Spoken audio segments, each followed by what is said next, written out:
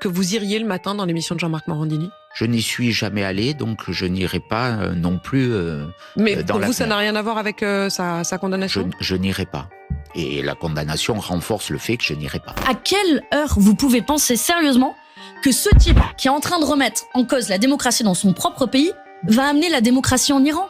Salut tout le monde, j'espère que vous allez bien. Donc aujourd'hui, nouvelle vidéo zapping. Aujourd'hui les amis, on retourne sur X, se regarder encore énormément de posts. Comme d'habitude, on ne perd pas de temps, petit like pour la force, petit commentaire pour le référencement. Let's go, on commence avec la première séquence insolite de la vidéo qui nous vient de Gay Patriote qui a marqué: il y en a vraiment qui sont atteintes du cerveau. Son ex-copine repart chez lui pour réclamer son cadeau. Pardon? Est-ce que tu te souviens que tu m'as promis pour mon anniversaire de m'offrir un sac Chanel? Ok, mais c'est quand on était ensemble. Tu m'as quitté depuis. Oui, mais une promesse est une promesse. Ouais, mais tu veux quoi là en fait? Je suis venue pour récupérer mon sac. Mais on s'est séparés il y a 6 mois. Ça change rien qu'on soit séparés. Il y a 6 mois, tu m'as dit que pour mon anniversaire, tu m'offrirais un sac. Oui, mais c'était quand on était ensemble. Là, on n'est plus ensemble. Du coup, je comprends pas bien pourquoi t'es là. Qu'on soit ensemble ou pas, ça change rien. Tu m'as fait une promesse. Je tiens toujours ma parole, tu devrais faire pareil. Je t'ai dit ça quand on était ensemble, mais maintenant c'est fini. On n'a plus rien à voir toi et moi. Et là, tu te permets de débarquer chez moi pour réclamer un sac? Évidemment. Ben ouais, une promesse, c'est une promesse. Hein. Et là, certains vont me dire, cette histoire, elle est fake. Tout ça. Moi, ça me fait rire, donc pour moi, elle est vraie. On enchaîne avec le post de Surmulos avec Sébastien Dologu qui dit: toi, tu veux que je sois ton mari, moi, je veux être le maire, déclare Sébastien Dologu. Ah oui, toi c'est une missile. Toi, Christine, toi c'est une missile. Toi, tu veux que je sois ton mari, moi je veux être le maire. D'ailleurs, Sébastien, tout le monde se pose la question si tu as un cœur à prendre ou pas. Mon cœur, il est pris par ma maman. Déjà? Oh, c'est trop bien. Donc on saura pas, c'est un mystère. C'est un mystère. Chiara, est-ce que tu saurais nous renseigner, parce que tout le monde se pose la question, est-ce que Sébastien Dologu a un cœur à prendre ou pas? On ne sait pas s'il est marié, pas marié, enfin les femmes se posent la question. Alors, honnêtement, on s'intéresse plus à la politique, donc on va pas vraiment... Bon bah effectivement, il a une équipe extrêmement Il a la fiable. mairie à prendre. Il a la mairie à prendre. Oui, il a surtout la mairie à prendre. Pas le cœur peut-être, mais la mairie. La mairie, c'est le plus important. Bon, bah, écoutez, les filles, j'ai pas la réponse, son équipe est trop fiable, il rentre pas dans les détails de la vie privée, mais je vais essayer de vous trouver quelqu'un peut-être qui va trouver une solution. Ah, je sais pas. Parce que toutes les femmes se posent la question. Pas que les femmes. C'est vrai? Pas que les femmes. Mais alors, c'est quoi alors? Ah, je Quelle sais est la pas. réponse? Mais je sais pas. Mais il a une équipe tellement fiable, aucune information ne... Ah, je sais pas. C'est fou, hein. Ah, son équipe est là pour faire de la politique, pas pour enquêter sur sa vie. C'est vrai, c'est bravo. Moi, On enchaîne avec Amar qui nous parle du KFC qui devient halal. Il a marqué: je me suis exprimé sur le KFC qui passe en halal, au moins c'est clair. Vous l'aurez compris, aujourd'hui, dégustation de KFC, c'est le premier. Et tu fais quoi, frère? Le KFC de Roi est officiellement là. La famille, vous l'avez compris, c'est mon tour. Aujourd'hui, la famille dégustation de jamais de la vie. Vous êtes des estomacs sur pattes. KFC nous a menti pendant des années, parce que pour ceux qui savent pas, KFC mentait à l'époque, dans les années 2000, que c'était halal. Ils vous ont menti. Je parle aux musulmans, hein. Si vous êtes pas musulmans, les frères, y a aucun problème. Faites ce que vous voulez. Je parle pas. Je rentre même pas dans le boycott, parce que ça me dit: ah, vas-y, le boycott, etc. Vas-y, c'est pas grave. Mec, qui ont mon âge, quand on était gamin, KFC mentait droit dans les yeux: ouais, c'est halal. Ça a été prouvé que ça l'était pas. Là, ils arrivent, ils reviennent te dire: c'est halal. Et toi, tu dis: ah bah c'est bon. Vous connaissez l'adage qui dit: trompe-moi une fois, faute à toi, trompe-moi 2 fois, faute à moi.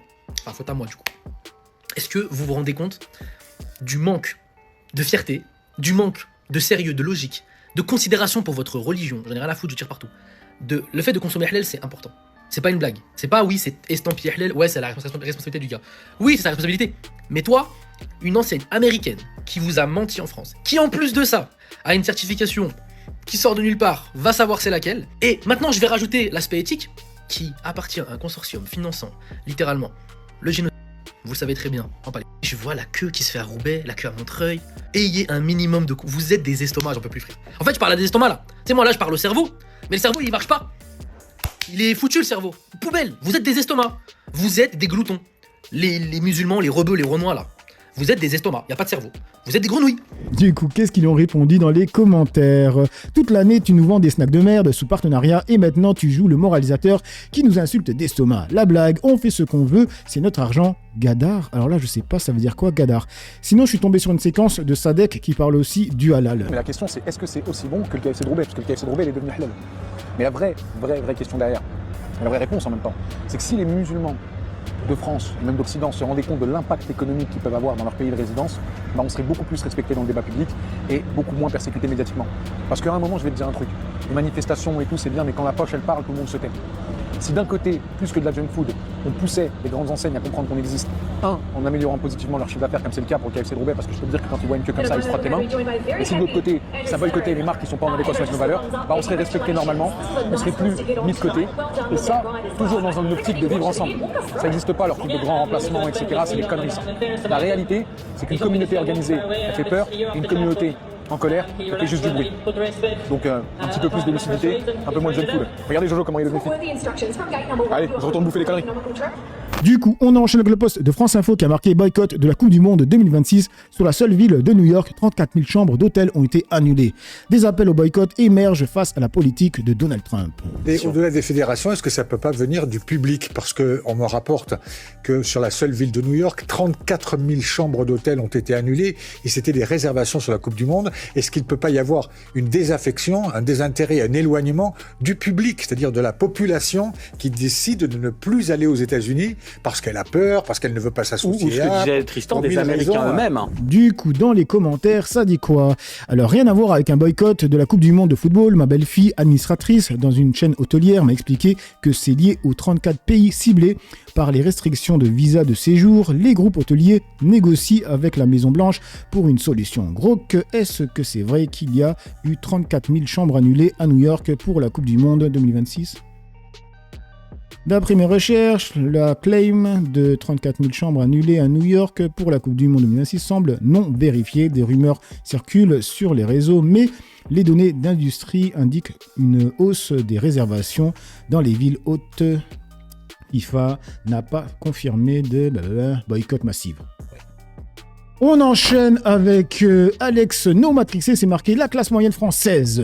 Combien alors du coup pour finir le mois? 59 euros.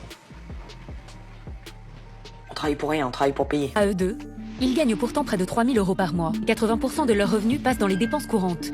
L'emprunt de la maison, les assurances, les impôts fonciers, l'eau, le gaz, l'électricité, mais aussi l'abonnement à Internet et au téléphone, le crédit de la voiture, l'essence, les courses, la cantine et le bus pour les enfants. Au total, plus de 2 500 euros chaque mois. Le reste sert à couvrir les achats de vêtements ou l'entretien de la voiture. On devrait se dire oui, avec 3 000 euros, vous avez de quoi... Ben, au final, non, on se rend compte que non. On flambe pas, on n'a pas le dernier iPhone, on n'a pas la dernière télé, on n'a pas... Il n'y a rien de superflu chez nous et ça c'est rageant. Maintenant, il n'y a plus de classe moyenne en fait. La classe moyenne, ça rapproche des gens très pauvres. Et le problème, il est là. Encore des raids, mais voilà quoi. Après, je pense qu'il y a des familles encore plus en galère que nous et ça, faut pas l'oublier, je pense. Et après, il y a des gens qui osent venir sur Internet et dire que l'homme doit tout payer et que s'il paye pas tout, c'est pas un vrai mec, en oubliant dans quel monde on vit, en tout cas dans quelle France on vit. Et on enchaîne avec le poste de G-Dams, c'est marqué dette abyssale. L'excellent Charles Gave, l'entrepreneur, annonce que lorsque la crise va exploser, ça viendra de la France, qui engendrera une deuxième chute du mur de Berlin. La France se retrouvera comme l'URSS l'avait été en 90, appauvrie. Mais le point positif, nous retrouverons notre liberté. Terminé, vous avez dit, la prochaine crise viendra de France. Oui. Mais parce que si vous voulez, la France, d'abord, est un pays très ancien, et 3 400 ou 3 500 milliards de dollars de dette, c'est gigantesque. Par exemple, c'est beaucoup trop gros pour le FMI. Le FMI doit avoir 100 milliards de capital, ou je sais pas combien, très peu. Donc, le jour où la crise française va arriver, ça va être une crise de tout le système de la social-démocratie qui s'est développé et entretenu par les dettes. À partir du moment où la social-démocratie ne pourra plus émettre de dettes, elle crèvera. Donc on va arriver à la deuxième chute du mur de Berlin, on va redevenir libre. La social-démocratie va crever, ils ne pourront plus emprunter, on va être pauvre, on va s'appauvrir, comme l'auraient été les Russes en 1990, mais on deviendra libre. Et donc, ça sera le pied. Faut que ça passe par le chaos pour... Non, pas par le chaos, simplement par la destruction des fausses valeurs. Vous ne vous enrichissez pas par la dette. Quand on fait un crédit ici, si vous faites votre calcul, vous vous rendez compte qu'avec des taux d'intérêt au-dessus de 4%, votre maison vous coûte plus cher que si vous la louiez. Parce que la plupart des gens ne savent pas faire des taux d'intérêt composés, des calculs de taux d'intérêt composés. Donc, une fois que vous calculez les vrais prix, les vrais coûts, vous vous rendez compte que, il y a, comme disait Milton Friedman, mon vieil ami, il disait, un repas gratuit, ça n'existe pas. Quand quelqu'un vous offre un repas gratuit, vous allez le payer. C'est ça l'économie. Un repas gratuit, ça n'existe pas. Rien n'est gratuit dans la vie. Est-ce qu'on peut avoir une révolution en France ? Et on continue avec le post de l'exploitateur qui est marqué poursuivi dans la rue par des agents de l'ICE, la police américaine chargée de l'immigration sous l'administration de Donald Trump. Un immigré s'est réfugié au consulat de l'Équateur à Minneapolis aux États-Unis. L'ambassadeur équatorien a alors refusé l'accès aux agents ICE et s'est opposé fermement à toute tentative d'entrée, rappelant que les locaux consulaires sont inviolables et que toute intrusion des autorités étrangères constitue une violation grave du droit international.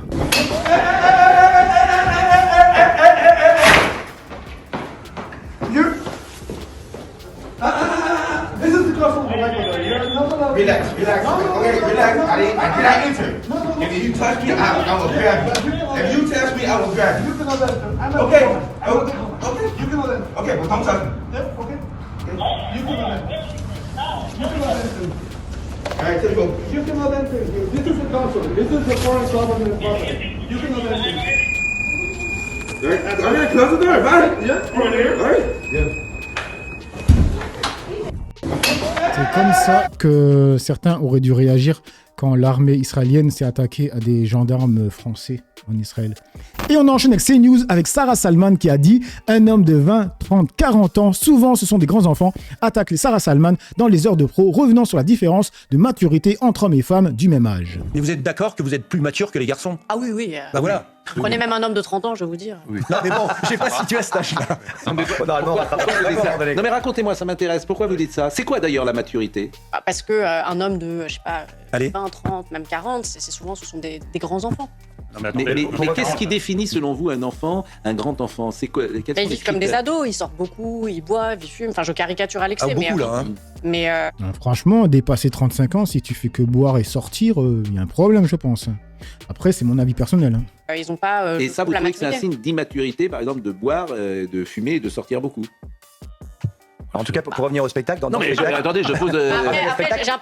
Je pose une question, j'ouvre le débat, c'est ce qu'il voulait dire.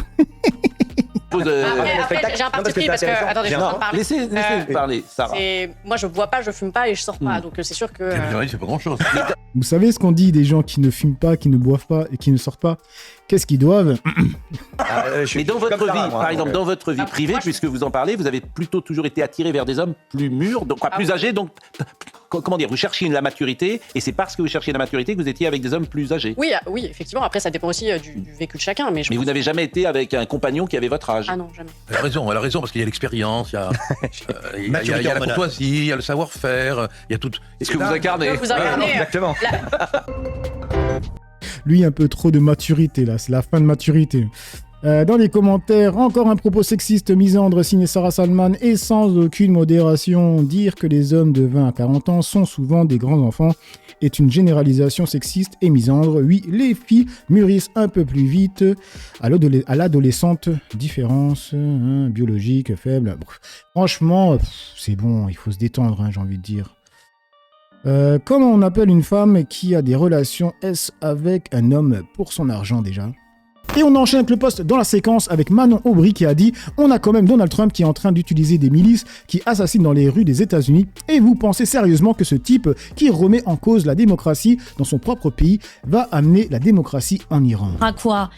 Au meurtre des civils, parce que je ne crois pas une seconde qu'il y aura aucun civil qui sera mort et qui derrière ne va pas imposer un régime démocratique. Je veux dire, on a quand même Donald Trump qui est en train d'utiliser des milices et qui assassine dans les rues des États-Unis. Vos indignations. Si. Mais justement, à quelle heure vous pouvez penser sérieusement que ce type qui est en train de remettre en cause la démocratie dans son propre pays va amener la démocratie en Iran?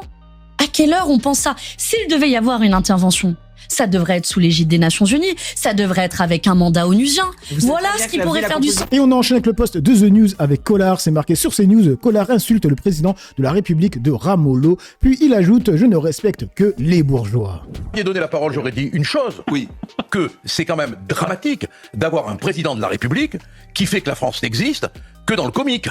Oui. Ça, c'est dramatique. Parce que on n'existe que parce qu'on sous notre gueule. Vous trouvez pas qu'il a résisté la à Donald Trump à Davos? Vous n'avez pas cette analyse qu'il a été ferme contre et qu'il a uni l'Europe contre Trump? Qui Ramallah? Non.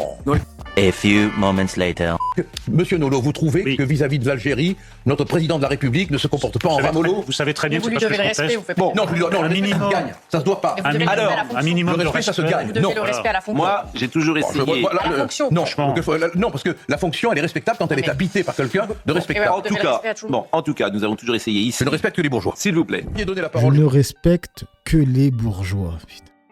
Il perd pied, le vieux. Ouais, la vieillesse est un naufrage, comme on dit. Nolo qui pisse dans son froc de peur de perdre ses entrées à l'Élysée. Et on termine avec le post de Jacques Renardière qui a marqué pour comprendre la haine de CNews envers l'Algérie. Je rappelle tout de même un élément fondateur de la bascule de Vincent Bolloré qui se dit démocrate chrétien alors qu'en fait il ne l'est évidemment pas. Qui nomme-t-il quand il prend la possession d'ITélé qui va transformer assez vite en CNews? Qui nomme-t-il comme directeur de la rédaction? Guillaume Zeller, le petit-fils d'Adrien Zeller, le général putschiste de la guerre d'Algérie. Oui, c'est un des 4 généraux félons. Alors tu vas me dire, le petit-fils n'est pas forcément responsable de ce que le grand-père a écrit. Sauf que si, précisément, il revendique le legs du grand-père et lui-même écrit des billets de blog sur Boulevard Voltaire, donc le site d'extrême droite de Ménard, dont un billet de blog dans lequel il demande la réhabilitation de Paul Ossarès, le général qui a promu la... Et les mecs, c'était la mode à l'époque ou quoi? Les tortionnaires. Ça vous rappelle qui? Le général qui a promu la torture en Algérie. Donc ça te dit bien ce qu'est ce groupe Bolloré. Le cœur, ça a été le rachat de la banque Rivaux, la banque des coups tordus du RPR et de la France-Afrique. Donc Bolloré construit son groupe sur les décombres du capitalisme colonial français. Et il a une idéologie qui va avec ça. Du coup, que dit le peuple dans les commentaires? Océrès qui a installé et enseigné la torture en Amérique latine lors des dictatures des années 70 en Argentine et au Chili. Il n'a pas réussi à placer ses pions comme dans tous les ports africains, donc il est en croisade et finance Zemmour. Bref, donc voilà les amis pour cette petite vidéo zapping réaction. Désolé, il n'y avait pas énormément de news aujourd'hui, il n'y a pas toujours des trucs de zinzin, malheureusement ou heureusement. J'ai assez parlé pour le peu que j'ai parlé à vous décrire. Ciao tout le monde.